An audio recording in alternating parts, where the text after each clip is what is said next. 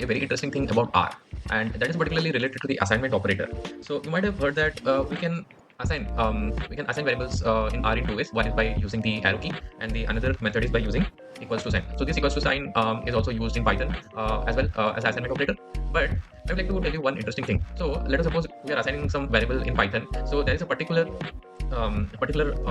convention that is followed, that the variable name should be always in the left hand side and the value of the variable should be always in the right hand side, and in between there should be the assignment operator that is equals to, and that is how it is a valid syntax for assigning the variable name. But if you do the reverse, it is not going to work and it is going to throw an error, as you can see here.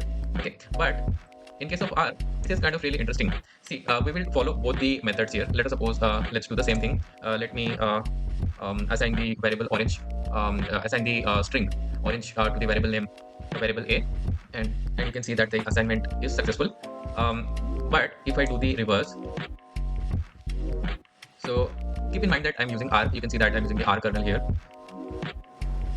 So let me do the opposite. Let me change the name of the variable to something. Sorry, change the value of the variable to mango and name to some other character string like B.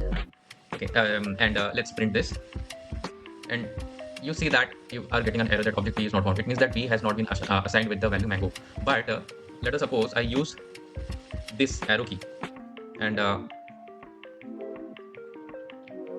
I assign the variable right now, and let's print it. You see that the variable has been assigned, and the same thing will happen. Let us see, take some another fruit name, but this time I do something that is unusual, which is not the regular convention that is being followed in any of the languages.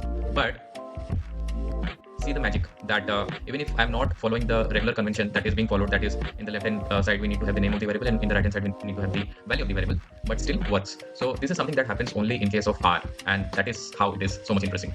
So that is what I wanted to share with you guys today, and thank you so much for watching. See you in the next